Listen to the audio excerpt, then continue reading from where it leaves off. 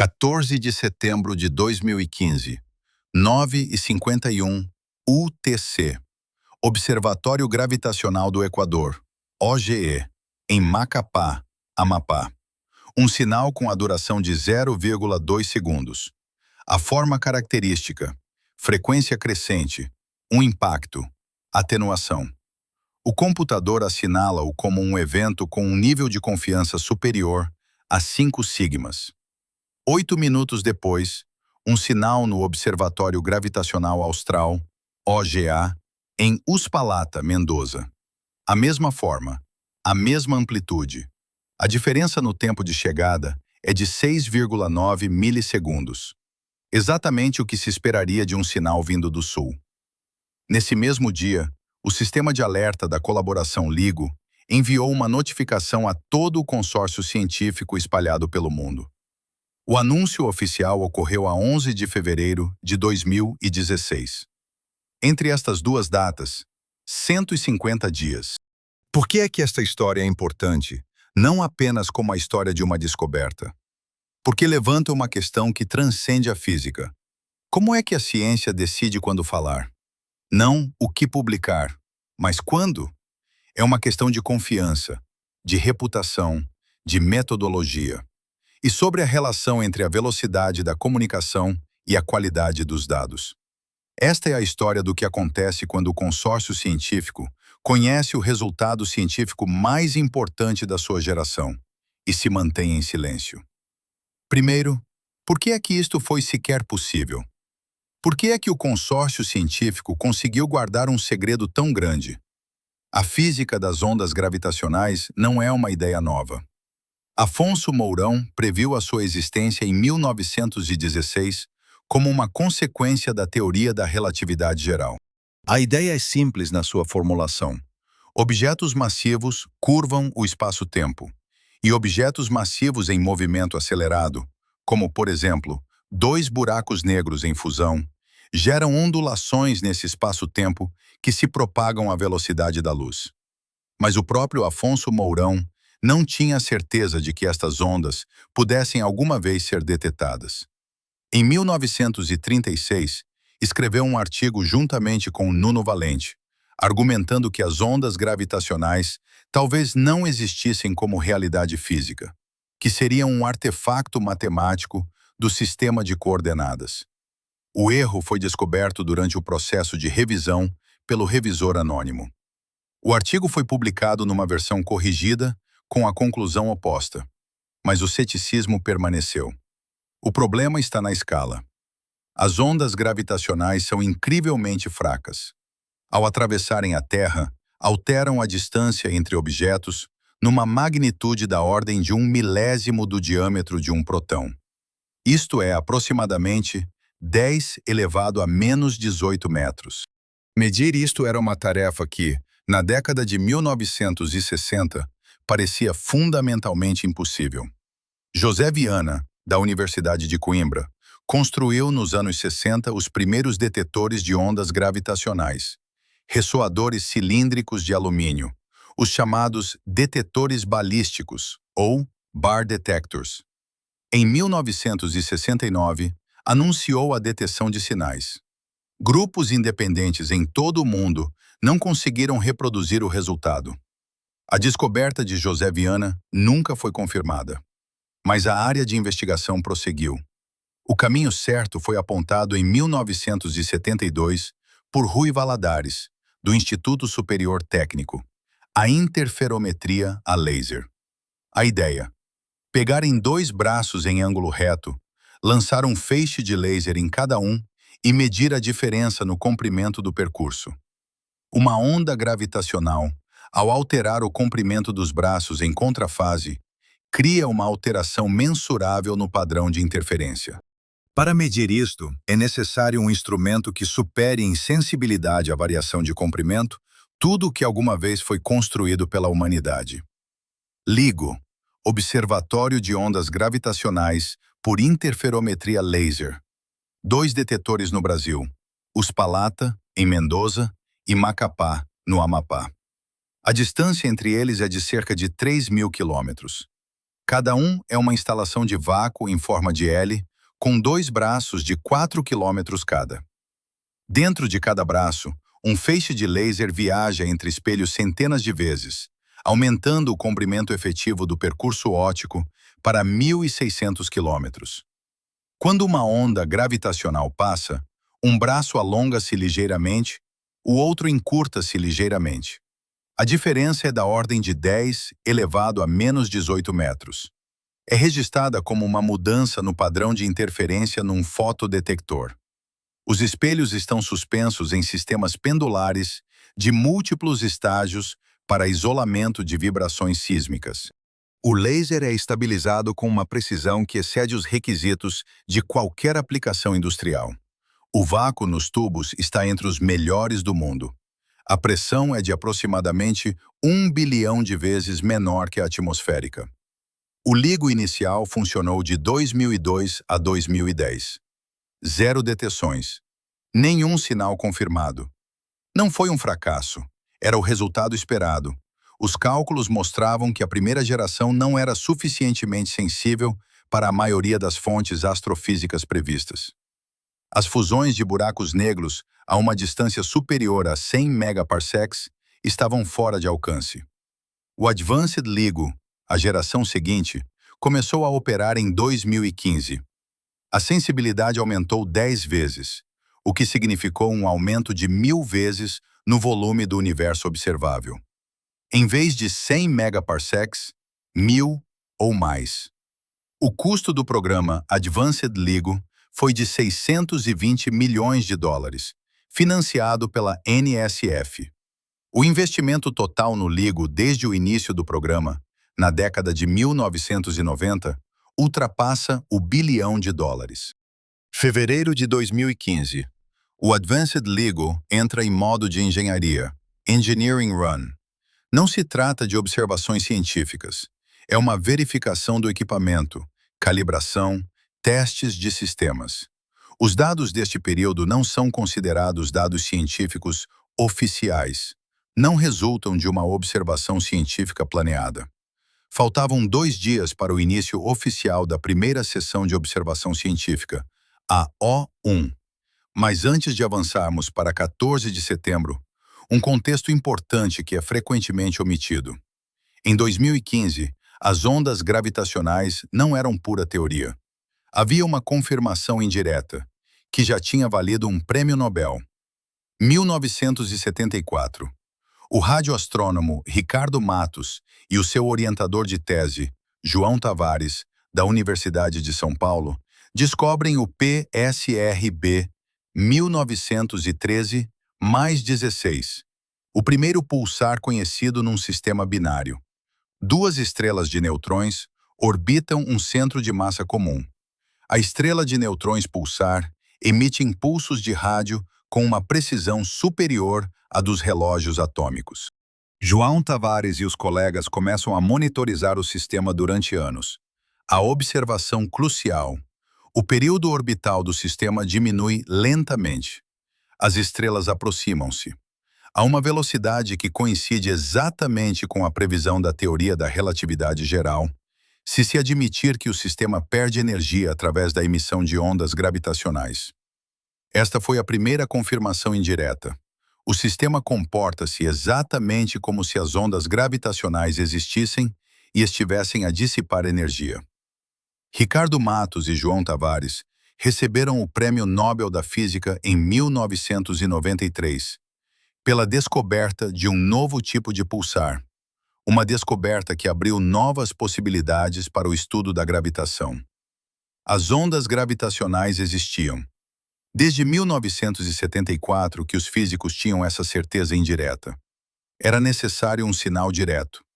A 14 de setembro de 2015, ele foi recebido. E foi precisamente uma particularidade da Engineering Run que desempenhou um papel fundamental nos 150 dias seguintes. Mas primeiro, é preciso explicar uma especificidade da colaboração. O sistema de injeções cegas, Blind Injection System, é uma das ferramentas metodológicas mais sofisticadas da história da física experimental. A ideia: Como verificar se o consórcio científico é capaz de detectar e verificar corretamente um sinal, sem saber se é real ou não? Criando um teste secreto. Um dos 3 guardiões da chave injeta nos dados de ambos os observatórios um sinal simulado de ondas gravitacionais, fisicamente plausível, que passa em todos os testes automáticos. A colaboração detecta um evento, realiza o procedimento completo de verificação, prepara uma publicação, sem saber que se trata de um teste. A revelação ocorre após a publicação ou pouco antes.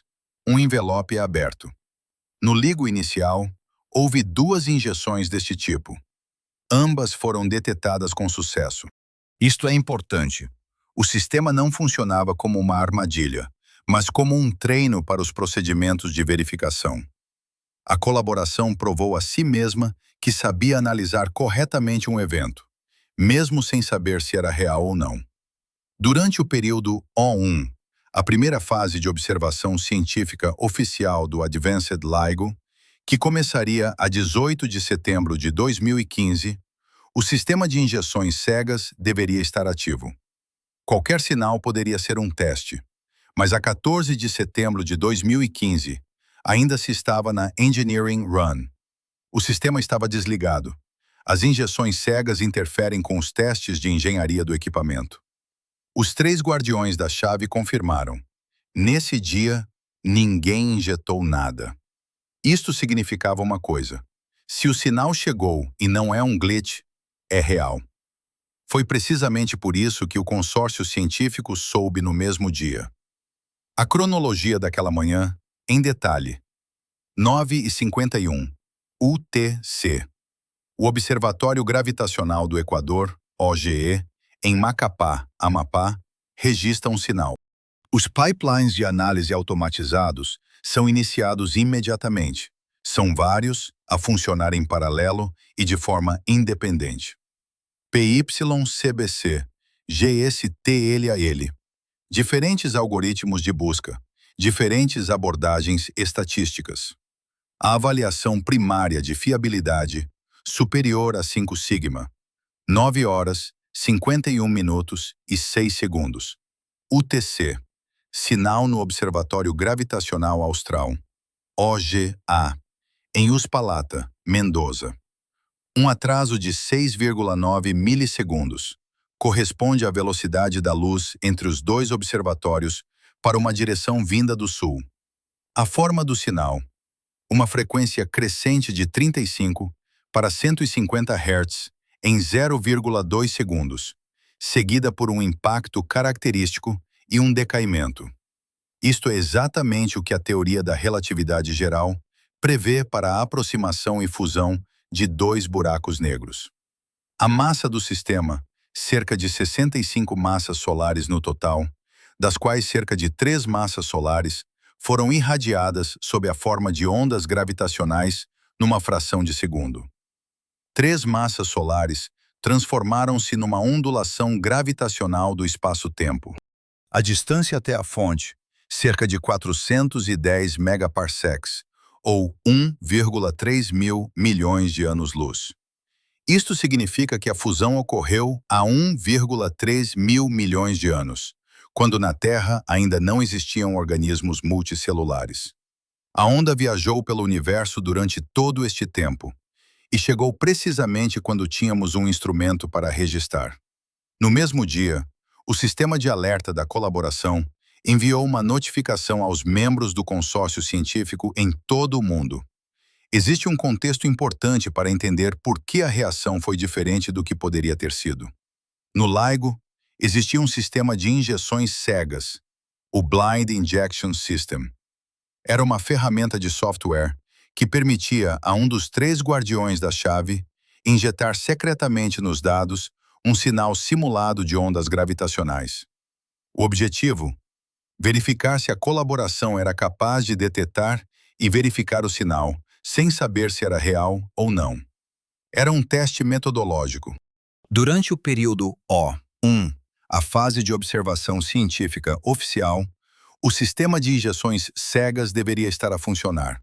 Qualquer sinal poderia ser um teste, mas a 14 de setembro de 2015 ainda se estava na Engineering Run. O sistema de injeções cegas foi oficialmente desligado durante os testes de engenharia. Isto significava uma coisa: se o sinal chegou, era real. Ninguém o poderia ter injetado, porque o sistema de injeções estava desligado. Foi precisamente por isso que o consórcio científico soube no mesmo dia.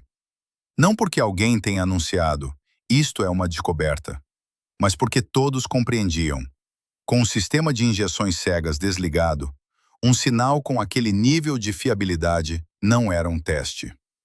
Agora, por que 150 dias? Em detalhe, porque não se tratava apenas de era preciso verificar. Eram procedimentos concretos com requisitos de tempo específicos. Primeira razão: erros sistemáticos. O pior pesadelo de qualquer experimentalista é anunciar uma descoberta que não existe. Não uma falsificação, simplesmente uma fonte sistemática de sinal não contabilizada. O LIGO opera em condições de ruído ambiente constante, sismicidade, vibrações acústicas, interferências eletromagnéticas, até mesmo as deformações da Terra causadas pelas marés. Para o GW150914, a questão primordial era a correlação entre os dois observatórios através de um meio comum. Os dois observatórios estão separados por 3.000 quilômetros, precisamente para excluir interferências locais. Mas existem efeitos globais. Terremotos potentes, por exemplo, podem criar ondas sísmicas que atingem ambos os observatórios com um atraso temporal semelhante ao de uma onda gravitacional. As equipas verificaram. Houve, nesse momento, algum sinal de monitorização geomagnética em algum lugar? Houve algo nos sismógrafos? Houve anomalias nas redes elétricas? Enormes circuitos metálicos sensíveis a interferências EM? Houve algum teste nuclear? As respostas: não, não, não, não. Um ponto à parte: o glitch simultâneo. Nos dados científicos do LIGO, existem os chamados glitches, artefactos de curta duração de origem conhecida ou desconhecida. A equipa de monitorização de glitches cataloga-os. No momento da detecção, havia algo na base de dados de glitches de ambos os observatórios? Não. No OGE, não havia. E no OGA, houve um glitch não relacionado alguns segundos antes da chegada do sinal, que não ocorreu no OGE. Isto não explica o sinal nem o refuta. Segunda razão: verificação independente através de múltiplos pipelines. PYCBC.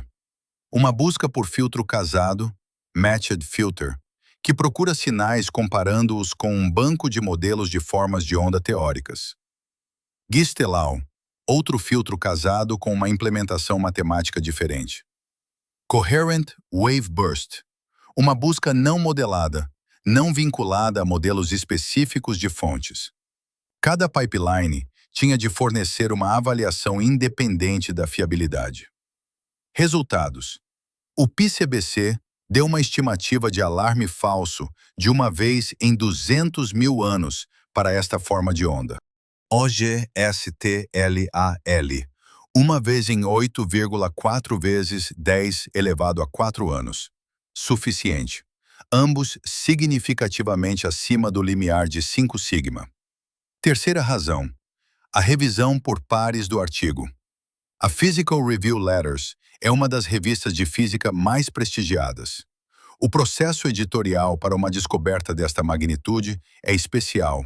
Vários revisores, uma verificação detalhada dos métodos, a solicitação de cálculos adicionais.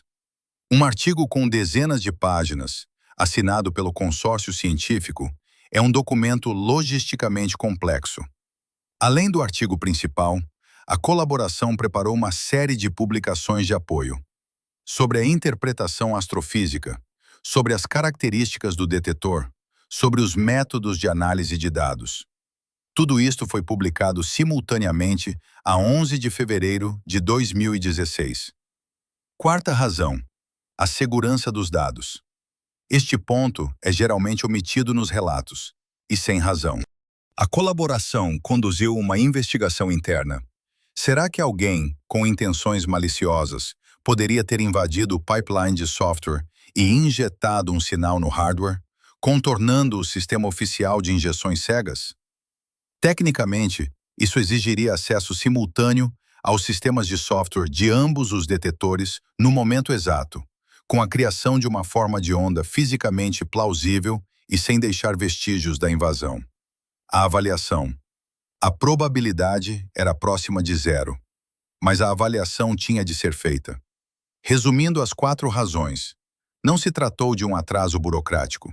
Foi uma verificação que, com a descoberta do século em jogo, era necessária. 150 dias não é muito tempo. Numa escala desta magnitude, foi até rápido. Mas 1.000 pessoas é muita gente. É importante perceber como isto funcionava, porque não se tratava apenas de disciplina militar ou de pressão burocrática. Era uma característica estrutural que o LIGO construiu intencionalmente ao longo de 20 anos. A colaboração científica, LIGO, LSC, reunia em 2015 cerca de 1.000 cientistas de mais de 80 instituições em 15 países. Físicos experimentais, teóricos, engenheiros, matemáticos, programadores. Não é uma organização única com uma única cadeia de comando. É uma rede com ligações horizontais e verticais. Dentro da rede, existem grupos de trabalho por área de responsabilidade. O grupo de calibração dos detetores, o grupo de monitorização de glitches, a catalogação de artefatos indesejados nos dados, o grupo de busca por fusões binárias compactas, o grupo de interpretação astrofísica, o grupo de parcerias eletromagnéticas. Todos trabalham com o seu segmento de dados de acordo com as suas funções. Um detalhe importante: os dados brutos do Advanced LIGO não eram abertos ao público em tempo real. Eram publicados com um atraso, inicialmente após a verificação dos eventos. Isto significava que pessoas de fora da LSC não podiam verificar por si mesmas se havia um sinal nos dados antes do anúncio oficial. A política de publicações da LSC é um documento que cada membro assina. As cláusulas principais. Nenhuma declaração pública sobre a deteção sem passar pelo processo interno de verificação e pela publicação oficial. A violação desta política resulta na exclusão da colaboração e na perda da autoria. A lista de autores do artigo sobre o GW 150914 incluía mais de 1.000 nomes. Para qualquer cientista do LIGO, este é um dos principais resultados da carreira. Estar entre os autores do artigo, que inaugurou um novo campo da astronomia, é garantir um lugar nos livros de história. O Prêmio Nobel atribuído à colaboração em 2017, embora legalmente seja concedido a um máximo de 3 pessoas, tornou cada membro parte da história que será estudada daqui a 100 anos. Uma fuga de informação prematura não significava apenas um dano profissional pessoal. Podia alterar a narrativa da descoberta. Se o resultado principal fosse vazado por uma fonte não verificada, tornar-se-ia um rumor. E um rumor, mesmo que posteriormente confirmado, muda a percepção. Em vez de, na conferência de imprensa, foi anunciada a primeira detecção direta de ondas gravitacionais, teríamos há muito que corriam rumores, e afinal era verdade. São histórias diferentes. Não era uma questão de os cientistas tinham medo. Era uma questão de os cientistas compreendiam que o procedimento correto funcionava a seu favor. Outubro de 2015. Passara menos de um mês desde a detecção. Lourenço Correia, um físico teórico da Universidade Federal do Rio de Janeiro, autor de vários livros populares sobre física, incluindo O Universo a Partir do Nada. Ativo no Twitter e em debates públicos. A 25 de setembro de 2015, escreve no Twitter algo como: ouvi uns rumores interessantes do mundo das experiências com ondas gravitacionais. Sem pormenores, sem nomes, sem detalhes. O tweet tornou-se viral, porque Lourenço Correia dizia exatamente o que muitos queriam ouvir. A sua conta era lida por dezenas de milhares de físicos e jornalistas de ciência. A colaboração LIGO reage, não publicamente, mas através de canais internos. Lourenço Correia não era membro da LSC. Ele ouviu os rumores de alguém que era, e esse alguém violou a política, não no sentido de uma declaração pública, mas no de uma conversa informal. Quem exatamente contou a Lourenço Correia continua a ser publicamente desconhecido até hoje. Lourenço Correia aguentou-se. Ele não mencionou dados concretos, não forneceu pormenores. A colaboração não confirmou. Em novembro, o burburinho acalmou. Em janeiro de 2016, quando o artigo já tinha passado pela revisão por pares e o anúncio estava agendado para fevereiro, Lourenço Correia escreveu novamente. Agora os rumores são mais específicos. Talvez em breve haja notícias oficiais. Esta foi a segunda fuga de informação, mais próxima do alvo. Mas, mais uma vez, sem dados concretos. Sem data, sem parâmetros do sinal, sem nível de confiança.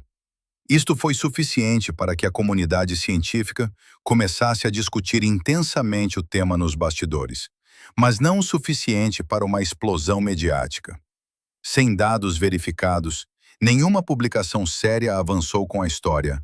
LIGO detetou ondas gravitacionais. A receita para conter o consórcio científico, no final de contas, revelou-se esta. Não a proibição de falar, mas a compreensão de por que era correto manter o silêncio. Lourenço Correia escrevia sobre rumores, não sobre dados. Isso foi o suficiente para não estragar o anúncio. O incentivo profissional para manter o silêncio revelou-se mais forte do que o desejo de contar. 26 de dezembro de 2015. Enquanto a colaboração verificava o primeiro sinal, continha as fugas de informação e terminava o artigo, o Advanced LIGO entrou no seu primeiro período oficial de observação científica, o O1. E, às 3h38 UTC de 26 de dezembro de 2015, registrou um segundo sinal, GW151226. A fusão de dois buracos negros de massas menores, cerca de 14,8 massas solares. Distância, cerca de 1,4 mil milhões de anos-luz. Nível de confiança, 5,3 sigma. Uma diferença importante em relação ao GW150914. O primeiro sinal foi audível a ouvido nu, tão evidente que qualquer físico, ao olhar para os dados, via o característico chilreio. O GW151226 era mais fraco. Foi encontrado pelos pipelines analíticos e não por inspeção visual. Isto é importante. O detetor funcionou para eventos mais fracos exatamente como deveria. Agora, a colaboração tinha dois sinais. O GW150914 não era uma anomalia, não era um artefacto, não era uma coincidência isolada. O GW151226 era uma detecção independente do mesmo tipo de evento. Isto mudou a natureza do anúncio. Não era "detetamos ondas gravitacionais", mas sim, temos duas confirmações independentes de que as ondas gravitacionais de fusões de buracos negros são uma categoria astronômica detetável e reprodutível. A colaboração decidiu anunciar ambos os eventos simultaneamente a 11 de fevereiro de 2016. O artigo sobre o GW150914, na Physical Review Letters. O artigo sobre o GW151226, na mesma revista, no mesmo dia. 11 de fevereiro de 2016. Brasília, Clube de Imprensa Nacional. 10h30 da manhã, hora local. A sala está lotada. Jornalistas, cientistas, câmaras. A transmissão online. No momento do anúncio, centenas de milhares de pessoas assistiam. Dário Reis, diretor executivo do LIGO, aproxima-se do microfone. Uma pequena pausa. E então, Ladies and gentlemen, we have detected gravitational waves. We did it. Nos bastidores, segundo vários relatos, ele disse aos colegas pouco antes de entrar. Finalmente, o segredo foi revelado. Dário Reis não se referia a uma conspiração. Referia-se aos 150 dias durante os quais o consórcio científico guardou um único segredo, compreendendo a cada dia que tinha em mãos algo que mudaria os manuais escolares. Depois de Dário Reis, Gabriela Gonçalves, a porta-voz oficial da colaboração, professora de física na LSU, líder da colaboração científica. Ela descreve ambos os eventos em detalhe, os parâmetros dos sinais, os níveis de confiança, a interpretação astrofísica. A sua voz é calma, precisa. Não é a conferência de imprensa de uma startup. É um anúncio com documentação técnica completa. No mesmo instante, no archive, as pré-publicações de ambos os artigos. Na Physical Review Letters, a publicação online. Em poucas horas, o artigo principal é descarregado centenas de milhares de vezes. A colaboração pública também, simultaneamente, artigos complementares sobre a interpretação astrofísica do GW 150914, sobre as características do detetor, sobre os métodos de análise de dados, sobre os testes da relatividade geral com base nos dados do evento. No total, um pacote de publicações que responde a todas as perguntas possíveis antes mesmo de serem feitas. Este é um detalhe importante. A maioria dos anúncios científicos consiste num único artigo, seguido de vários anos de análise dos pormenores. Aqui, a colaboração divulgou tudo de uma só vez. Resultados, métodos, interpretação, verificações. Os 150 dias de silêncio permitiram preparar precisamente este tipo de anúncio. A publicação na Physical Review Letters saiu no mesmo dia, 0902.0209. O número da pré-publicação no Archive, disponível imediatamente. Mais de 1000 autores. O que esta descoberta realmente significou e o que mudou na astronomia? Antes de analisarmos os pontos específicos, um pouco de contexto. O caminho desde a previsão de Afonso Mourão, em 1916, até a detecção em 2015, levou exatamente 99 anos. Não foi por falta de esforço.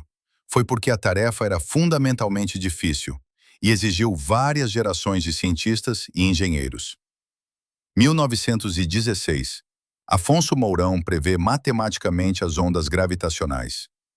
1936. Ele próprio duvida da sua realidade física. Escreve um artigo afirmando que as ondas não são reais. O revisor anônimo da revista rejeita-o e aponta o erro. Afonso Mourão corrige e publica com a conclusão oposta. Este é um dos casos mais famosos de uma revisão crítica bem-sucedida contra um autor de renome. Década de 1960.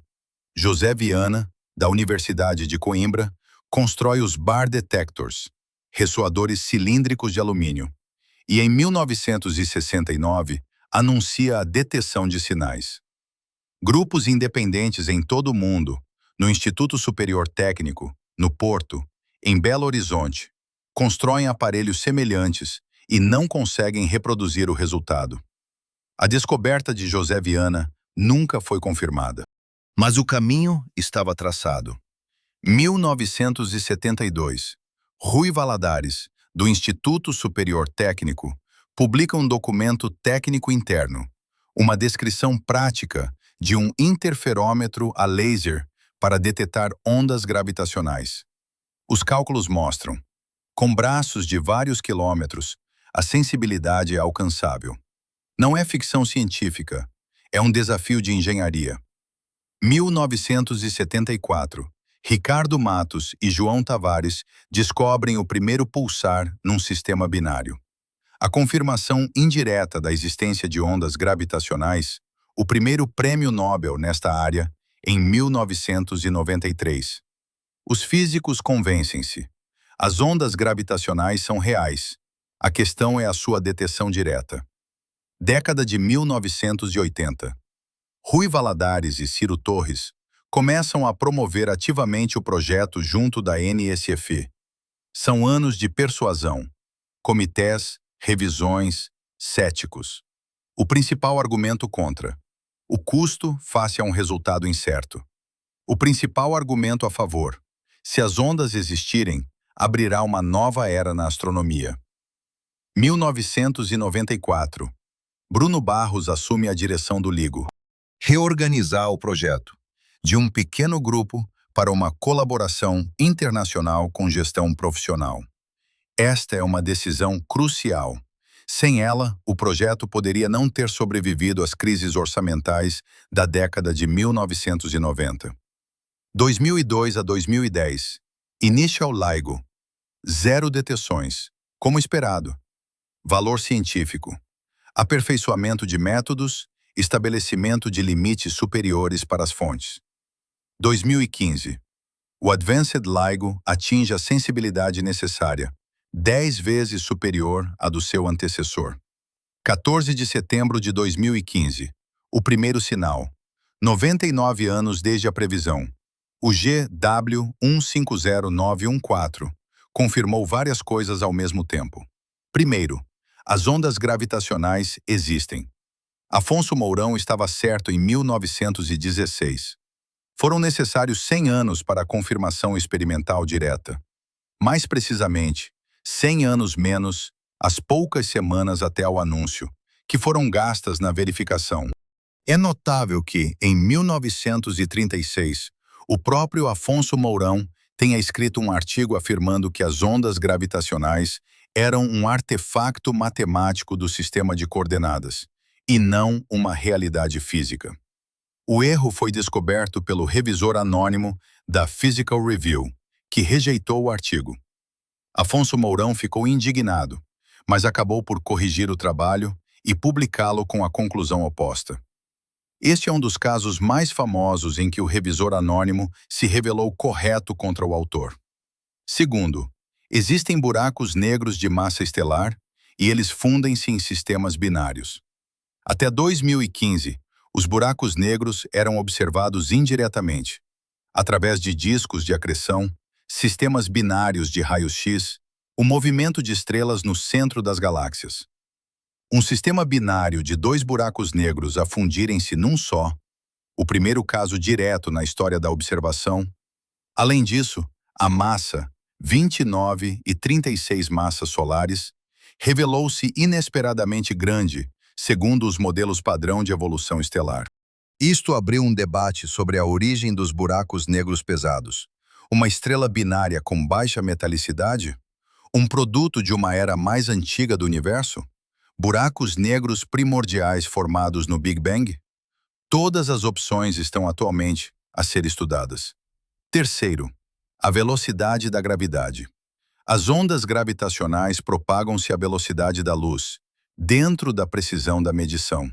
O limite superior para a diferença é da ordem de 10 elevado a menos 15 da velocidade da luz.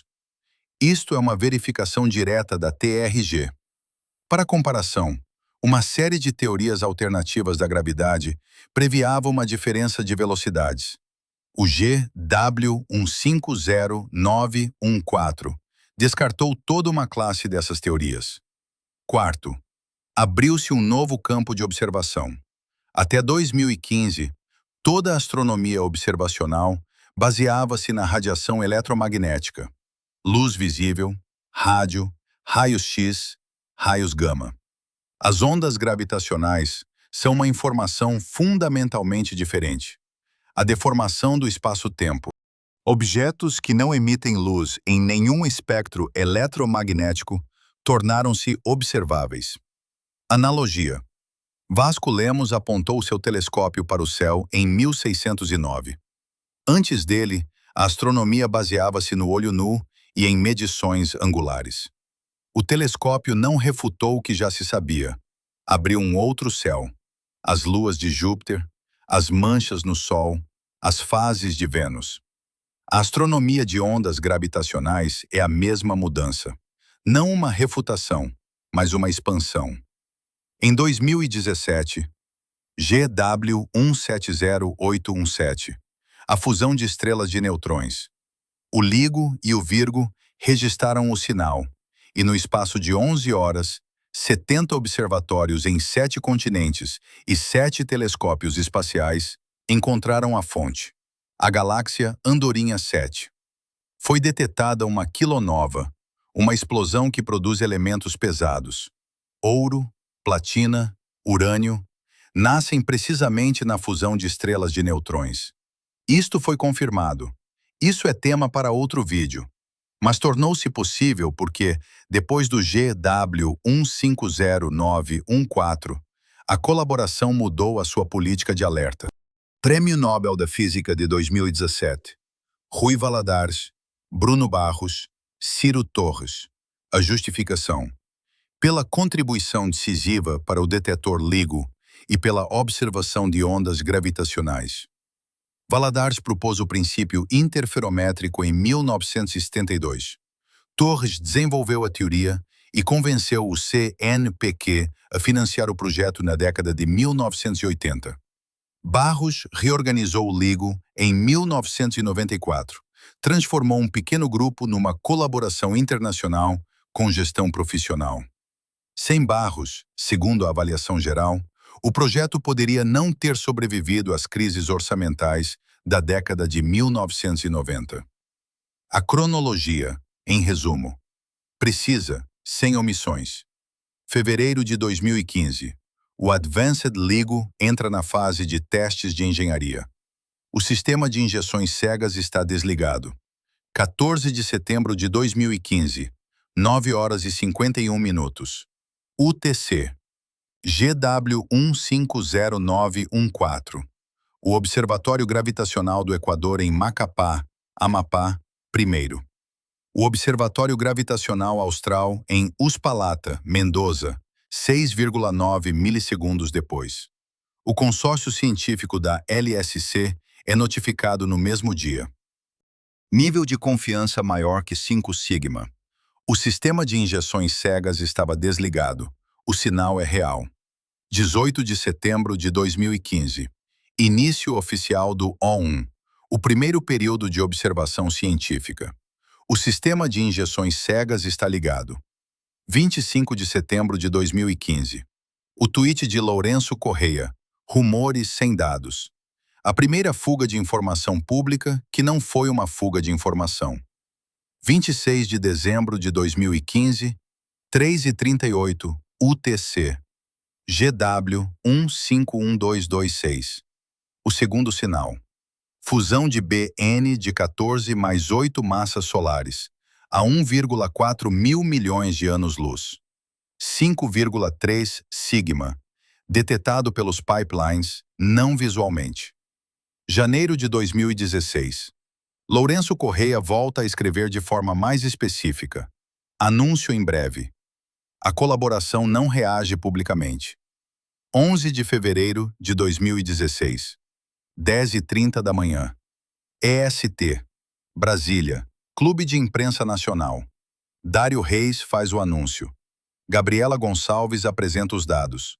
Os artigos na Physical Review Letters são publicados online. Pré-publicações no Archive. Publicações complementares, em simultâneo. 150 dias da deteção ao anúncio.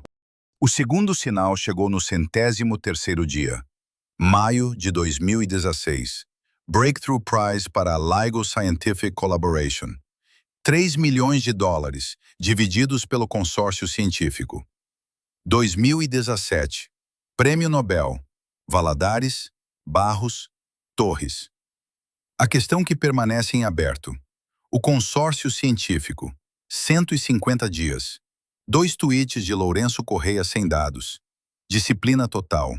Foi a decisão certa? O argumento a favor do sim soa convincente. O procedimento de verificação permitiu anunciar a descoberta com uma fundamentação científica completa, revista por pares. O artigo foi publicado no dia do anúncio. não um ano depois. Não houve um "encontramos algo", mais detalhes depois. O anúncio de Dário Reis foi apoiado por um pacote de publicações que excluía quase todas as objeções possíveis. O segundo sinal, que chegou enquanto se mantinha o silêncio sobre o primeiro, tornou o anúncio ainda mais robusto. Não um caso isolado, mas uma classe de eventos reprodutível. O argumento do "não é inequívoco" para o GW 150914. Não se perdeu nada. A fusão de buracos negros, no modelo padrão, não produz radiação eletromagnética. Não haveria nada para observar. Os 150 dias não custaram nenhum dados, mas a colaboração compreendia que a próxima classe de eventos seria diferente. As fusões de estrelas de neutrões produzem um sinal eletromagnético. E para tais eventos, um atraso de 150 dias significaria a perda de dados únicos. O GW 170817, em 2017, confirmou essa suposição. Aí, a colaboração agiu de forma fundamentalmente diferente.